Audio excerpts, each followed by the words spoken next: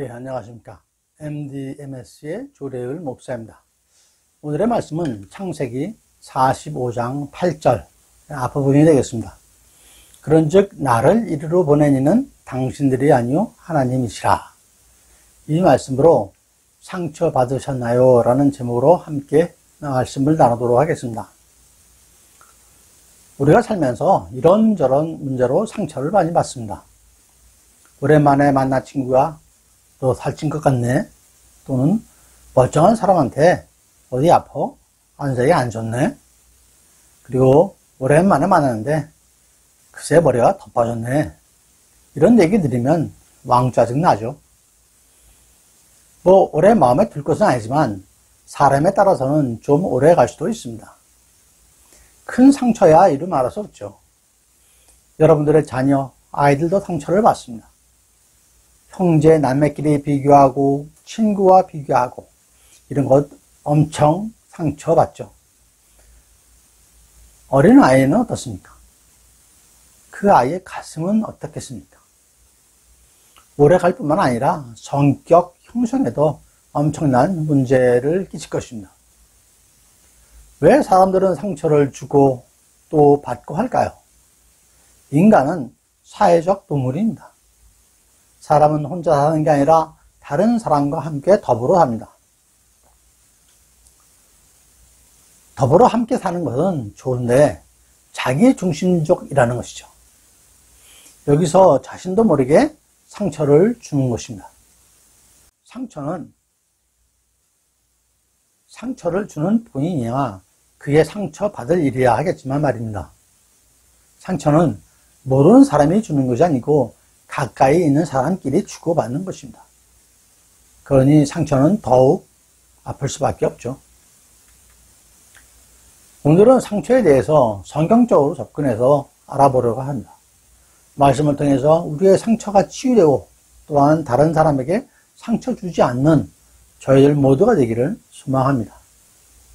먼저 성경 중에서 상처받은 인물들을 생각해 보도록 하겠습니다. 아브라함과 아내 사라는 나이가 많고 더욱이 사라는 생리가 끊어질 때까지 자식이 없었습니다. 아마도 엄청 상처를 받았을 것입니다. 지금도 그런데 그 당시에는 말로 표현할 수 없었을 것입니다. 그리고 주님께서는 100세가 되어서 그들에게 아들 이삭을 주십니다. 또 아이들 싸움이 어른까지 갔죠. 사라의 여종의 아들이 사라의 아들 이삭을 놀리니까 사라가 아브라함에게 여종과 그 아들을 내쫓으라고 하는 것이었습니다. 종의 아들이 애주중지하는 주인의 외아들을 놀리니까 그 마음이 어떻겠습니까? 이후에는 하나님께서는 외아들 이삭을 번제로 바치라고 하십니다. 아브라함은 아내 사라한테 말도 못하고 아들 이삭을 데리고 나가죠. 그 마음의 상처가 어떻겠습니까? 요셉의 경우는 더합니다. 형들이 죽이려고 하고 노예로 팔리고 여주인인 보디발의 아내에 유혹을 부리시다가 오히려 감옥에 갇히고 아마도 요셉의 가슴도 시커멓게 탔을 것입니다. 사람을 죽인 모세 그리고 사울에게 도망다닌 40년과 자식이 죽고 자식이 반란을 일으킨 다윗 등 이들은 얼마나 마음의 상처를 받았겠습니까?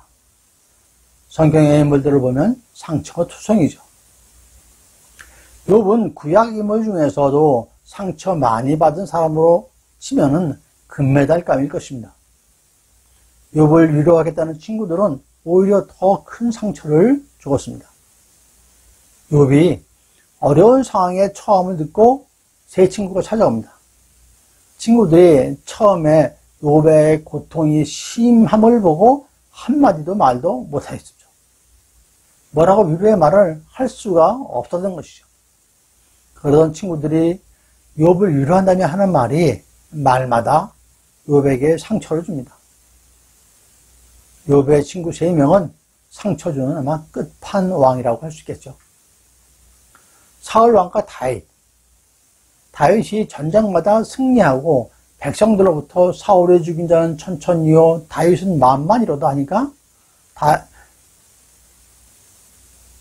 사울이 불쾌하고 심히 노했다고 합니다.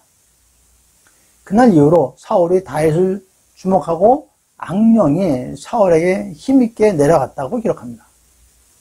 여러분, 다윗이 잘못한 게 있나요? 다윗은 조국을 위해서 열심히 전쟁터에서 나가서 싸워서 승리했습니다. 그런데 사울은 이제 다윗을 죽이려고 하는 것이죠. 그렇게 다윗은 40년 동안 사울 왕을 피해서 도망을 다닙니다. 사울은 사울대로, 다윗은 다윗대로 상처를 받은 것이죠. 여러분, 사울이 왜 상처를 받았나요? 자기가 왕이니까 다윗이 아닌 자기가 백성들로부터 최고의 인정을 받아야 된다고 생각하는 것이죠. 상대방을 인정하지 않고 상대방과 비교하는 것이 상처입니다. 상황에 저항하는 것이죠. 상황을 받아들이면 상처가 안 되는데 상황을 안 받아들이니까 상처가 되는 것입니다. 여러분, 공을 시멘트 바닥에 던지면 탄력에 의해서 저항 세력에 의해서 튀어오릅니다. 그 공을 물에 던지면 어떻게 되나요? 돌을 시멘트 바닥에 떨어뜨리면 돌이 깨지겠죠? 돌이 깨지든지 시멘트 바닥이 깨지든지. 돌을 물에 던지면 그냥 가라앉습니다. 사울 왕은 상황을 끝내 받아들이지 않고 그 상처가 자신을 죽음으로 이끌게 합니다. 반대로 다윗은 사울 왕에 대해서 악한 감정을 전혀 품지 않았습니다. 도망다니면서도 피신하기 위해서 미청아이처럼 행세하고 적국으로 피신하면서도 사울 왕을 죽일 기회가 있었지만 죽이지 않았습니다. 사울과 다윗의 대처법은 이렇게 극명하게 차이가 납니다. 다윗은 저항하지 않은 것입니다. 마이클 싱어 박사의 저서 상처받지 않은 영혼, 그 책에서 상처받지 않기 위해서는 저항을 멈출 것을 제안을 합니다. 저항하면 반발 개수가 생기는 것이죠. 결국 상처가 되지요. 저항하지 말고 스펀지처럼 빨아들이라고 합니다. 여러분, 내가 열심히 하고 나의 목표를 위해서 잔 깨부지 않고 회사를 위해서 최선을 다해서 인정을 받는데 회사에서도 사울 같은 사람이 있습니다. 내가 그 사람을 무너뜨리고 그러려고 그런 것이 아닌데 나의 열심으로 자기가 인정을 못 받는다고 나를 적대시하는 거죠. 오히려 나를 무너뜨리려고 합니다. 그렇게 우리들은 온 세상에서 본의 아니게 상처를 엄청 받습니다. 그뿐인가요? 직장에서 상사로서 부하 직원에게 나름대로 잘 챙겨주고 열심히 일하고 성과도 좋은 부하 직원이라고 여기면은 여건만 되면은 교육도 보내고 해외 출장도 자주 보내고 그럴 수 있죠. 승진할 때 힘도 좀 써주고. 그런데 어느 날 갑자기 이 직원이 퇴사를 하겠다고 합니다. 또는 다른 부서로 가겠다고 합니다. 이런 것에 왜 상처를 받으신다고 생각하십니까? 보상, 대가를 바라고 있었던 것이죠. 좋게 말하면 기대하였던 것이죠. 내가 밀어주니까 나를 위해서 나와 함께 계속 일할 것이라는 기대와 대가를 바란 것이죠. 그럼 이제부터는 하나님의 자녀로서 어떻게 하면 상처를 안 받고 또 안 줄 수 있는지 좀 알아보도록 하겠습니다. 첫 번째로 하나님의 계획을 생각하십시오. 먼저 상처받는 원인은 하나님보다는 나 자신을 보기 때문입니다. 현재의 상황을 보지 마시고 하나님의 계획을 기대를 하십시오. 지금 닥친 나의 어려운 상황, 말도 안 되는 상황에 분개하고 힘들어하지 마시고 하나님께서 무슨 일을 계획하고 계신가? 하나님께서 어떻게 하려고 그러시나? 이런 것에 궁금해하고 기대를 하십시오. 여러분, 흘러가는 물줄기를 바꾸려면 뚝이 필요합니다. 지금의 나에게 닥친 이 상황이 나를 그분이 원하시는 방향으로 가게 하기 위한 뚝이라고 생각하는 것입니다. 그리고 어디로 흘러가게 하시려는지 그것을 궁금해하고 그것을 기대하십시오. 그러니 뚝이 크면 클수록 더 크게 기대하시면 됩니다. 잘 알고 계신 로마서 말씀이죠. 8장 28절에 우리가 알거니와 하나님을 사랑하는 자, 곧 그의 뜻대로 부르심을 입은 자들에게는 모든 것이 합력하여 선을 이루느니라 라고 하셨습니다. 어려운 상황의 끝은 하나님의 목적을 이루기 위하여 합당하게 가는 과정이라고 하시는 것이죠. 현재 어려움과 고통과 상처와 같은 이 상황을 보면 더 마음이 힘들어지고 분한 마음이 들 수도 있고 그렇습니다. 하지만 상황을 보지 않고 하나님을 보면, 하나님의 계획을 보면 기대가 되는 것이죠. 어떻게 하실지 기대가 되는 것입니다. 오늘의 본문도 요셉이 형들한테 하는 말입니다. 그런즉 나를 이리로 보낸 이는 당신들이 아니요 하나님이시라. 이 모든 것이 하나님의 계획이고 인도하심이라는 요셉의 고백인 것이죠. 마태복음 7장 11절에서도 너희가 악한 자라도 좋은 것으로 자식에게 줄 줄 알거든. 허물며 하늘에 계신 너희 아버지께서 구하는 자에게 좋은 것으로 주시지 않겠느냐 하셨습니다. 주님의 말씀을 의심하지 않고 믿는 것입니다. 기도하면서 하나님의 인도하심을 기대하시기 바랍니다. 여러분, 베들레헴을 떠나 모압 땅으로 이민 간 나오미를 보십시오. 전 재산을 잃을 뿐만 아니라 남편과 두 아들도 잃었습니다. 그 상처가 얼마나 크겠습니까? 과부 혼자 남았는데 아들도 죽고. 그런 나오미가 며느리 룻과 함께 다시 베들레헴으로 돌아갑니다. 그리고 며느리 룻이 보아스의 아내가 됩니다. 나오미가 다시 회복되는 것을 볼 수 있습니다. 베들레헴이 어떤 곳입니까? 그 베들레헴을 떠나서 상처를 받고 엄청난 상처를 받고 다시 베들레헴으로 돌아와서 회복하는 것입니다. 주님 안에 거하여야 합니다. 주님께 눈을 돌려야 합니다. 그래야 상처가 없고 또 그 상처가 회복될 수 있습니다. 두 번째로는 대가를 바라지 마십시오. 상처받는 원인은 보상받으려는 마음입니다. 은혜의 맛을 모르기 때문이죠. 우리는 하나님으로부터 값없이 구원의 은혜를 받았습니다. 그분의 아들이 나 대신 십자가에 못 박혀 죽으시고 죄악 속에서 우리를 구해 주셨습니다. 그렇다고 다른 보상을 요구하지도 않으신 거죠. 다만 믿음만을 요구하셨습니다. 그것은 우리가 하나님께 나아가기 위하여 그렇게 요구를 하신 것이죠. 사람들은 자신이 다른 사람에게 준 것은 안 잊어버리는데 받은 것은 쉽게 잊는 경향이 있습니다. 잊는 사람이 자기 중심적이기 때문이죠. 진정한 친구를 도와주려면 받을 생각하지 말고 주라고 하죠. 주변에서 가끔 이런 사람을 봅니다. 내가 지를 얼마나 챙겨줬는데 내 덕에 그렇게 된 줄도 모르고 지가 누구 덕에 그 자리에 있는데 이런 자신이 신경 써주고 베풀어 준 것에 대해서 알아주지 않는 것, 나아가 자신이 어려울 때 자기를 도와주지 않는 것에 대해서 불만과 불평 그리고 분을 내는 것입니다. 앞에서도 말씀드렸지만 사람은 사회적 동물입니다. 서로 그리고 함께 삶을 누리는 존재죠. 서로 돕고 도와주는 존재입니다. 세상적으로 성공한 사람들은 인맥을 강조합니다. 인적 교류를 통해서 폭을 넓히고 필요할 때 필요한 사람으로부터 도움을 받을 수 있어야 한다는 것이 세상의 논리고 방식이죠. 서로가 성공의 디딤돌이 되어주기를 바라는 것이죠. 그러면 교회는 어떠한가요? 하나님, 예수 그리스도를 믿는 사람들은 어떠한지? 성경이 우리에게 세상과 같은 인간관계를 만들라고 말씀하시는지? 성경 어디에도 그런 말씀은 없습니다. 성경에서는 주님만을 의지하라고 합니다. 다른 것에 의지하면 그게 곧 우상이 되는 것이죠.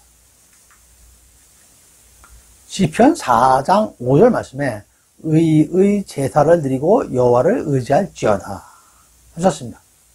잠언 3장 6절에서도 너는 범사의 그를 인정하라 그리하면 내 길을 지도하시리라 라고 하셨습니다. 고린도후서 1장 9절 후미에 이는 우리로 자기를 의지하지 말고 오직 죽은 자를 다시 살리시는 하나님만 의지하게 하심이라 라고 하셨습니다. 그렇습니다. 성경에서는 주님만을 의지하라고 합니다.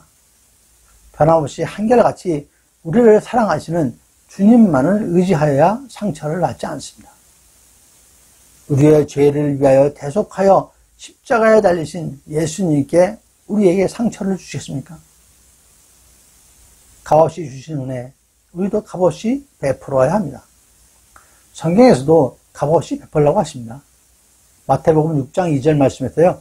그러므로 구제할 때에 외식하는 자가 사람에게 영광을 받으려고 회당과 거리에서 하는 것 같이 너희 앞에서 나팔을 불지 말라. 진실로 너희에게 이르노니 그들은 자기 상을 이미 받았느니라 라고 하십니다. 그리고 이어서 4절에서 내 구제함을 은밀하게 하라. 은밀한 중에 보시는 너의 아버지께서 갚으시리라 하셨습니다.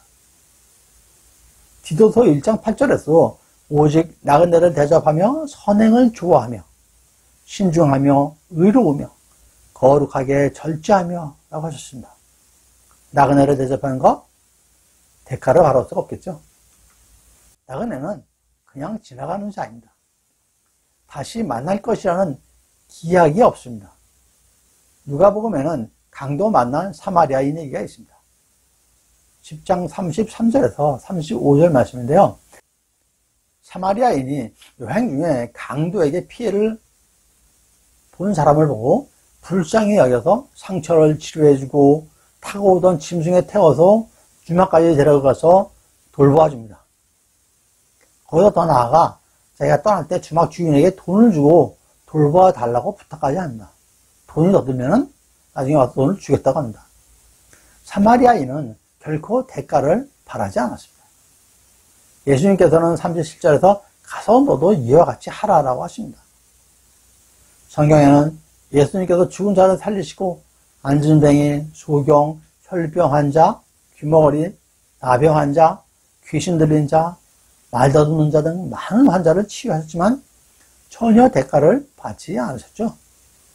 성경에서는 너희가 거저 받았으니 거저 주라고 하십니다. 마태복음 10장 8절 말씀입니다. 여러분, 크고 많은 대가를 바라면 크게 상처받습니다. 적은 대가를 바라면 좀 더 적은 상처겠죠? 하지만 아무 대가를 바라지 않았다면 상처는 없을 것입니다. 상처의 크고 깊음은 보상 심리의 크기에 달려 있습니다. 마지막 세 번째 말씀은 존재의 자존감을 키우십시오 라는 것입니다. 상처의 원인은 자신의 우상화 때문에 그렇습니다. 내가 스스로 이루려고 완벽하게 하려 하고 다른 사람에게 인정받으려고 하면은 그게 상처가 됩니다. 그 완벽함이 과연 누구를 위한 것입니까? 그것은 자기를 드러내고 자기가 인정받기 위한 것이죠. 여러분, 바닷가 자갈밭이 얼마나 아름답습니까? 하지만 그 자갈들은 모두 모양이 다릅니다. 비슷하지만 다르죠.